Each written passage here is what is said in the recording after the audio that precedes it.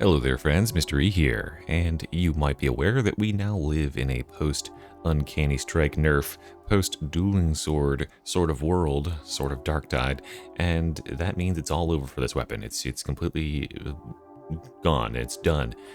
Or is it? Because I've done a good bit of research into the lovely dueling sword here and experimented a good bit with its blessings, trying to figure out if there's anything to change or replace about this thing. How is it going to be fundamentally altered by the nerfs that have hit both the baseline of the blade itself? It got a little bit of a nerf to its headshots and its finesse multipliers, and also it got a hit to Uncanny Strike, which is its notoriously very powerful blessing.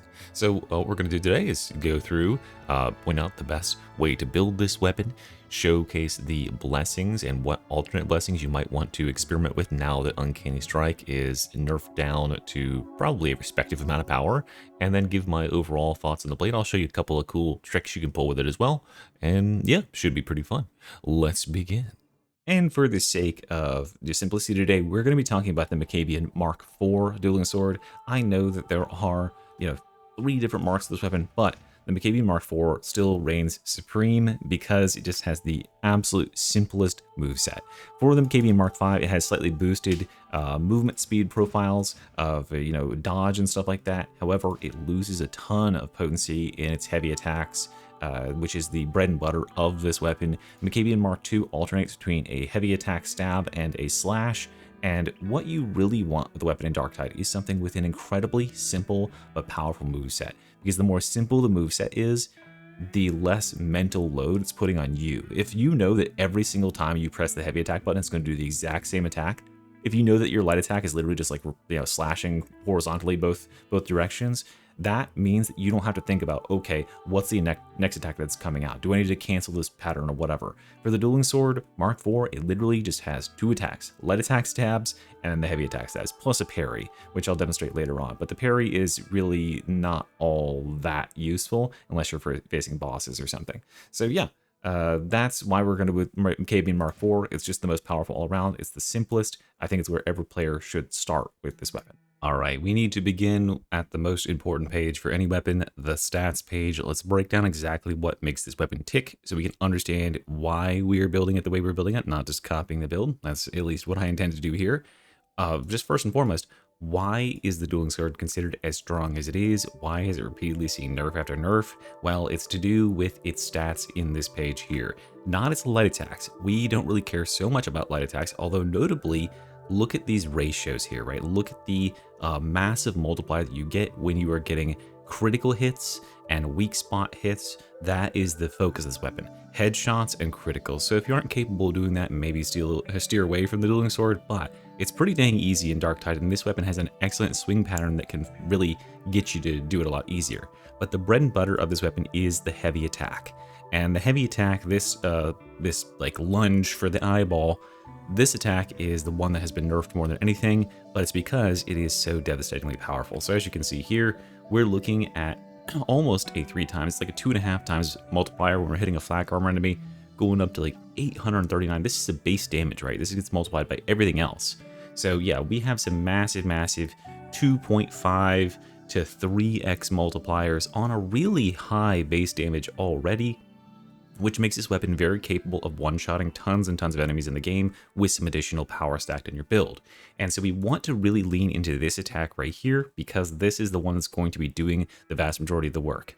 It is my personal opinion that you should never be building your weaponry in Darktide around killing trash enemies. So unarmored, infested, the types of enemies that compose hordes, that is not our interest, right? There's tons of enemies or tons of characters in the game and weapons that they wield that can wipe out dozens, if not hundreds of these enemies in a matter of seconds. We don't need to be wasting our build in order to counter that. So don't build your dueling sword around spamming light attacks. Build it around assassinating those high value targets with a single strike or like a series of very high power strikes. And that will sort of reflect in how we build the build from here. So since we want to be going for headshots and since we want to be building for crit, let's look at what we're doing for our stats. We want to be minimizing cleave damage. Reason being here, you might say, oh, it's damage. Why don't we maximize damage? Well, mobility is actually giving us almost 5% extra sprint speed, which is a lot. And I'll show you some movement tech at the end of this video that can really enhance your dueling sword gameplay and make you move lightning quick. This is like one of the fastest moving weapons in the game with a 0.89 sprint speed modifier. Just to give you some, sort of reference frame.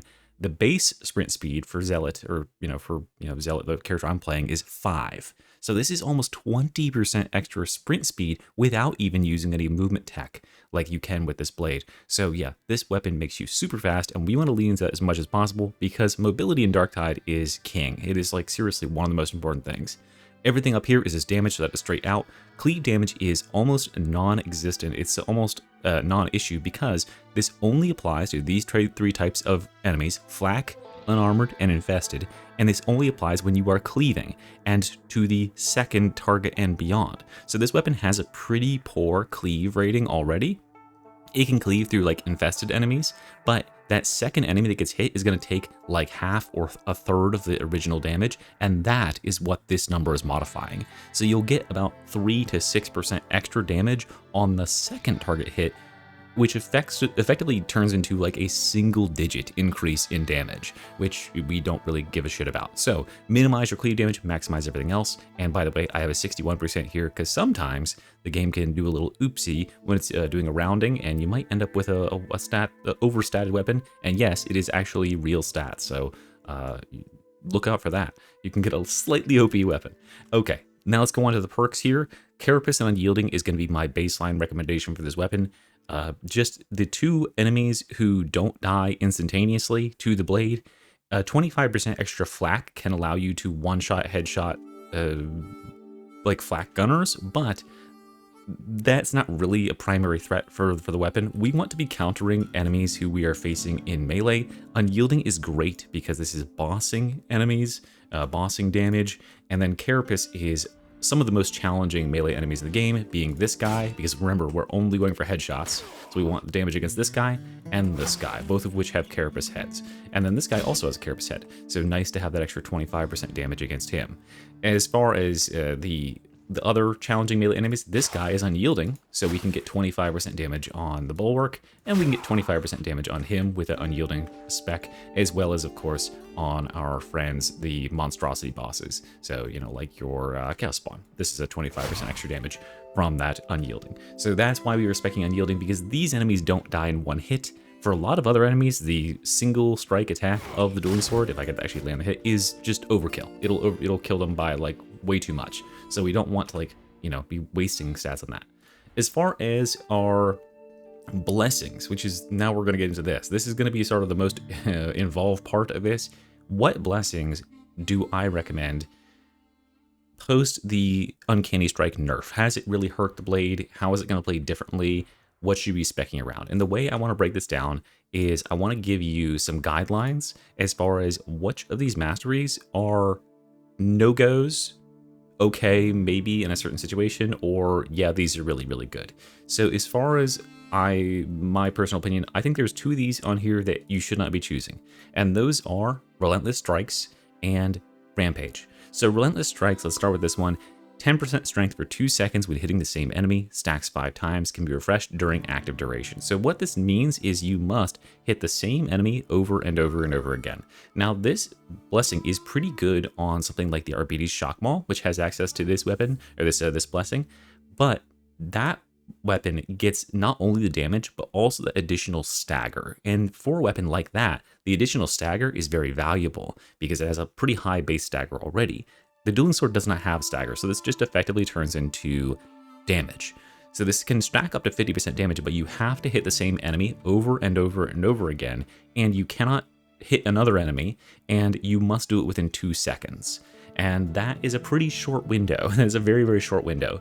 Personally, I think the dueling sword is best when used in a flighty sort of way, where you go in for one strike, and then you can reset and come in for another high-powered strike and dispatch the enemy without ever really being engaging and hitting them rapidly over and over. And this is just too hard to keep up. You're going to have poor uptime on Relentless Strikes. Another one with really poor uptime and a pretty poor, upside is Rampage. 36% strength to your melee attacks for 3.5 seconds when hitting at least 3 enemies. Very, very hard to hit 3 enemies with the dueling sword because of its low base cleave. So this will only happen when you're in hordes of infested enemies, like the completely chaff enemies, and then you only get 3.5 seconds in which to actually cash this in and make it do anything.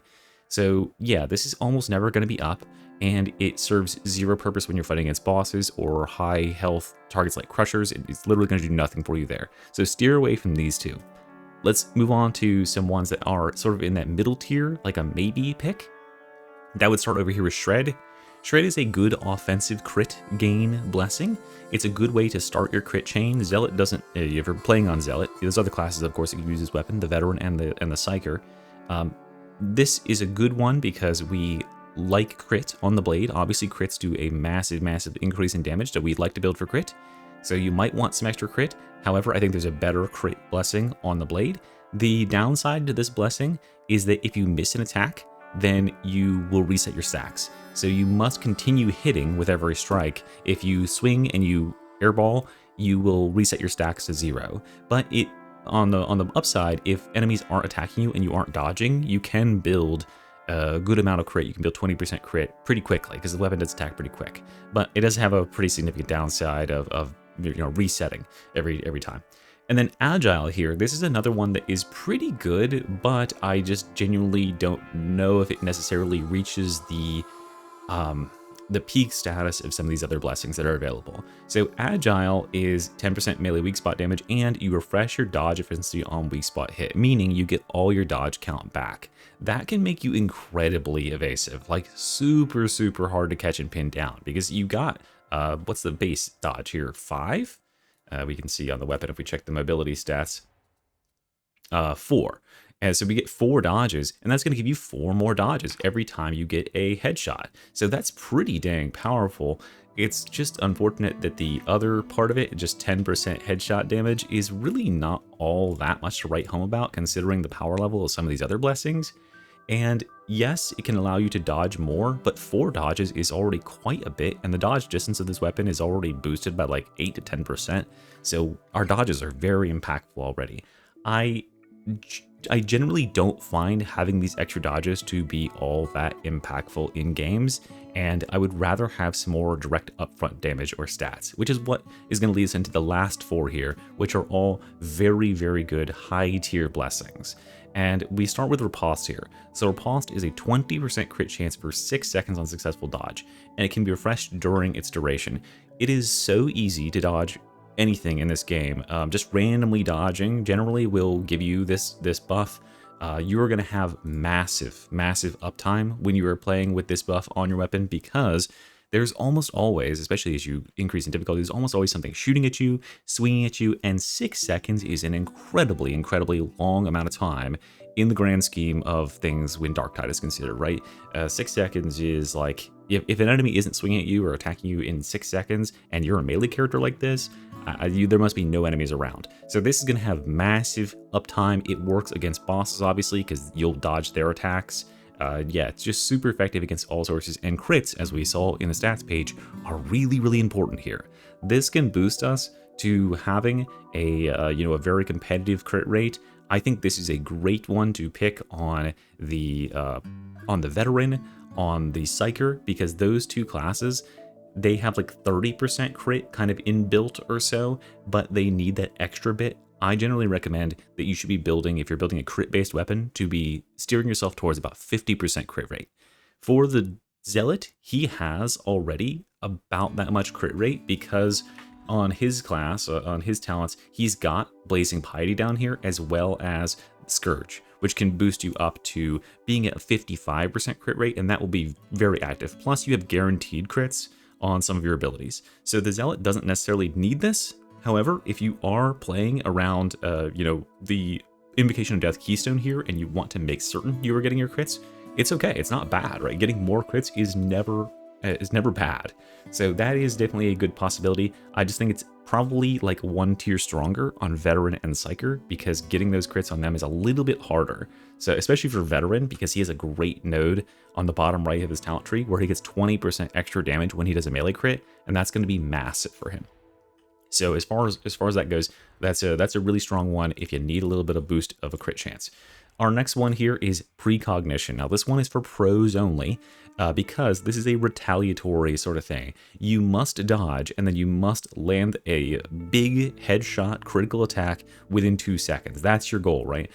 If you can do that, if you have the skills to pay the bills there, if you are effective at dodging enemies and then retaliating, you will blow them up with this, because this is 60% finesse damage. This multiplies not only our weak spot damage, but our critical damage. So when we look at the weapon and we look at the sort of the loadout here, this would, if we're going for like a heavy attack, right? Let's say we're going for a heavy attack on a boss. If we do this, it will multiply this by 1.6 and this by 1.6. And when it adds together, you multiply the result. It would be like what, 2.2? It gets multiplied by like 1.6 together. Like you get 60% of the cumulative buff. It's not like you would add it up, but it's still massively increased. And this is just a huge pump of damage if you can effectively dodge and retaliate. And it's a 2-second buff, which is a pretty small window, but this weapon can attack very fast, so you can very quickly get that attack out. So yeah, that's a very highly considerable perk. It's definitely going to boost your damage insanely if you have the skills to pay the bills and can be dodging and then retaliating. You will make those enemies pay for taking a swing at you and missing. Don't miss, as they say. Now, let's go on to my 2 personal recommendations, which are Thrust and Uncanny Strike. We'll start with Uncanny Strike here, because this is probably the one that people are most concerned about. How has this fared post Uncanny Strike Cataclysm, the nerf? So this weapon, or this blessing, has come down quite a bit in power, right? It no longer can give you 128% rending or whatever it was, 124% rending. Obviously, that is out the window. So yeah, you can't get that, but what this still does is gives a massive amount of brittleness to the targets that you're fighting. And this weapon already has an innate 50% rending, more or less, as a 50% damage effectiveness against Carapace armor. So this is going to bring us to 90% damage efficacy versus Carapace. Very respectable amount. And that brittleness applies to all sources of damage. So if your teammates are attacking the same target, if you are applying bleeds, which you are as a zealot because you're critting, if you are playing a veteran and you've got some bleeds, maybe you got the bleed talent on there. If you are using the recon las gun, you're going to apply some burn stacks. If you're playing a psyker and you're going to, if you're fighting a boss and you're stacking soul blaze, all those sources of damage are going to be amped up by this brittleness being on the target. So it's a really good way to boost not only your direct damage, but all sources of damage on the target, including the ones from your team. So very helpful to have this somewhere on the team for bossing, etc. And really, this is kind of still very good. The one thing, if you didn't see my talking about it in a previous video, the one thing that has really hurt the Uncanny Strike as far as the nerf has gone is the fact that you can't translate it between enemies. So before, you were able to build up your Uncanny Strike over here by hitting trash enemies and then just translate it over and deal a massive strike to your Crusher, right? But now you have to build it on the Crusher himself. However, it only takes 2 strikes to build to the maximum of 40% reduction, and it lasts for a full 5 seconds. So that is plenty of time to do all sorts of things and re-engage and do whatever you need to do. And that is why I recommend to pair this with the last blessing here, Thrust. And Thrust here is a very often slept upon buff, but it would be my recommended pick for a Zealot who's using this sword. And I think that probably the Dueling Sword is still the best on the Zealot of all the classes that can use it. It's obviously very competitive on both the Veteran and the Psyker, but the Zealot gets the most juice out of it because of his synergies with providing crits for himself and because he has other ways of amplifying the direct damage of the blade. But Thrust is a really standout blessing on his blade for the Zealot, for really anybody, because it allows you to repair your attacks and get 60% extra damage, 60% extra strength. So this multiplies all the damage throughput of the blade by 60% on those heavy attacks, which, as I mentioned before, that's what we want to be juicing. Now, for some slower weapons in the game, this Thrust blessing can take quite a while, right? It can be like, oh no, I'm charging up forever. But for the Dueling Sword, it takes this long to charge the full stacks. Boom, that's a 60% extra damage attack. You can see the buffs down there below my stamina bar. That's all it takes. And so what you can do with this blessing is you can simply use the mobility of the sword to keep your space from enemies. And stab them when you're ready, right? Hit them with that absolutely massive attack when it's your time to attack, when they have opened themselves up to be vulnerable. So I could fight a crusher like this, where I just go in for some regular heavy attacks, non-charged, right?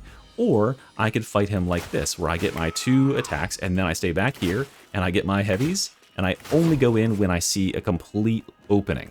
And that is that time where you will stack that extra, 60% extra damage, and you make certain those attacks really hit. And for the Zealot especially, this is like ultra impactful, because you can do a charge off the back of it and hit for 5,000 damage on a Crusher, like nearly instantly killing him, right? You can multiply that, so Shroud, Field, and Charge and all that stuff deal massively. And this also is super effective against things like Bulwarks, because these guys will open themselves up, for an attack, and you want to make certain that one attack is enough to nearly knock them out. It works really good against mutants and dogs who are going to jump at you, and you want to kill them in 1 hit, not 2 hits. You don't want to be chasing them around all day. You want to stab that mutant in the face as he tries to run past, and yeah, this will knock him out in 1. So make certain your 1 big hit really counts. I think that's where Thrust is really powerful. So just my tactic there would be to get the Uncanny Strike stacked up, and then go in with those massive stabs to finish the target off. And that is why this right here is my recommended setup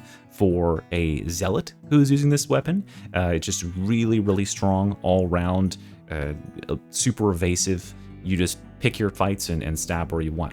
If you want to see how I am using it on the Veteran, who's probably my other choice for using this weapon, I think I've got it right here. Somewhere here, I've got one. There's one. I'm using Riposte Uncanny here. Reason being, as I've mentioned, there's a talent down here called Exploit Weakness. You need to be getting crits in order to get 20% extra damage. And the Veteran already gets a good amount of crit from melee crit here and Reciprocity. This just puts it over that 50% threshold. And then for Psyker, probably something fairly similar with Uncanny Riposte. But, the flavor is up to you. As I mentioned, all 4 of those blessings are really solid.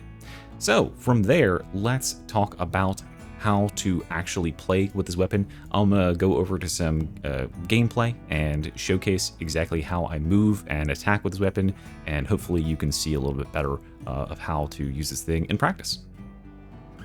Alrighty, here we are on Dark Communion. Time to showcase a little bit of how to play with the old dueling sword. A little bit of movement tech there, a little bit of extra movement tech here. This is a couple of moves you will see me using a lot throughout the gameplay in order to improve my mobility. So number 1 is the flick. The flick here is just a little snap of the wrist. That's a light attack, single light attack, and that single light attack, look in the top right corner, that's my speed meter. So when I'm sprinting, I'm moving at 6.4, and you can see when I throw a flick, I'll move up to somewhere in the 9s, and you can preserve a little bit of that momentum by sliding right in the aftermath. And it gets even better if you can have like a small bit of verticality, like this obstacle, and then you can flick off of it, and you can see my mobility stayed in like the 8s all that time that I was sliding. So this is a way to make a massive gain in distance to close the gap on enemies, whatever it is. Just one of the best reasons to use the dueling sword. The other way that I'm using it is with the lunge attack. And this is just like a lunge, and look at my stamina right now. Compare that to, like, look how much stamina it takes to run this length here without that technique, and I'm moving at 6.38, right? So I use my entire stamina bar to run from there to there. Or I can use this, and I can stay over that attack speed, or that movement speed on average, and I used 1/4 of my stamina. So you'll actually move faster and use less stamina, plus you count as dodging while you're sliding like that, so you are impossible for enemies to hit with range, and for the Zealot, you're gonna gain some additional toughness back. So yeah, this is a pretty good showcase of how I play with the dueling sword. These enemies really don't get a chance to attack me. I'm picking the fight on my terms. I'm just gonna charge my heavy and go in here, and then yeah, there you go. Bada bing, bada boom. So for enemies like this guy, I'm just gonna check behind me because I feel like someone's gonna go over that fence. Yeah, wait for that guy to open himself up and give me the opportunity to go for the headshot. And there you go. Yeah, just playing safe with the dueling sword is good most of the time. And yeah, opening a salvo with the heavy, the charged heavy there. Now, one thing to note with the heavy with the dueling sword is that you don't have to be particularly accurate. It's quite a fat hitbox, and it lasts for a long time. It lingers, so you can kind of like drag it across where the enemies are generally. Like, I can just kind of like snap randomly like that, and I'm pretty much guaranteed to hit the head. Now here, I can use my flick to reposition myself and stay out of the fire of that enemy. So like I want to cross across the sky really quickly and get over here. For the mutant, I can one-shot him because of thrust. And then there we go. Okay, cool. Let's move on to this next part. Oh, I got a big Reaper here. Let's go ahead and hit him with that massive hit. You know, I said the Dueling Sword doesn't have a lot of stagger, but, oh man, that was scary. I almost missed the dog kebab there. But it does have enough stagger to, like, stagger Crushers if you charge that thrust up fully. Not Crushers, Reapers if you charge the thrust up fully. Sorry, I get a little bit distracted when I'm playing live. Trying to record. Okay, so here we go. Another mutant. Let's hopefully we get a crit here. Didn't get a crit. But you saw I almost killed him in one shot. So if you do get a crit, you just kill him one shot, even without your charge. And here's a good example of, like, all these guys are being annoying. I was gonna run around on them and showcase that I can, like, not get hit while I'm sliding, more or less. But you'll see that in a minute, I'm sure. So here we go. I got some gunners, and it's gonna close the distance with my little slippy slides. Got another Reaper here that wants to die in one hit. And here we go, I gotta close the distance on this guy. So using my hyper mobility and coming back in for some more headshot stabs. Let's grab ourselves a little red. And here's the sort of enemy horde where I will actually use light attacks. Although I want to stay on these guys and make certain they don't get a chance to play the game, because they're annoying. But for hordes, one of the things that's notable about the Dueling Sword is it doesn't have very good stagger. So you will need to use pushes every now and then. So you'll see me do like that, and then as soon as I see enemies start to raise their attacks against me, I throw a push, because it doesn't stagger enough on its own. But this will keep me plenty safe to hack through all this horde. They hear a trapper. I certainly do. Oh, that was close. Yeah, so just cutting through this horde, keeping a good distance, you know, super mobile. Blah, blah, blah, blah, blah, blah, blah, blah, blah. Okay. Great. And slide. Okay, so a situation like this, I'm certain there's a bunch of gunners out here. This is a great place to demonstrate, like, the value of the Dueling Sword. A big open area, lots of long distances that I have lots of gunners that I need to engage at. I can simply get to them like this and get out there on them. Like, they don't even get a chance to react because I'm so freaking fast. I've got my shotgunner here, got my bulwark there, and I'm gonna make some distance and try to go pick off some other elites, etc. And if it doesn't spawn us a boss here, I'll spawn a boss, and we'll fight that as a closure for the gameplay demo portion of this video. But hopefully this is showcasing you, like, how I choose to fight with the Dueling Sword. Of course, there's lots of ways of doing it, but I think it's very effective to really kind of pick your fights. Be selective about your engagements. So yeah, there was no boss, so let's just spawn in a boss here, and I'll demonstrate some basics of how to fight a boss with this thing. Basically, we want to use our heavy attack with our most damage amplifying thing possible. For this guy, we can use the parry quite effectively, especially when he does these, like, rolling attacks. Those are quite good, and then that'll allow us to stay on the defensive when we're doing that.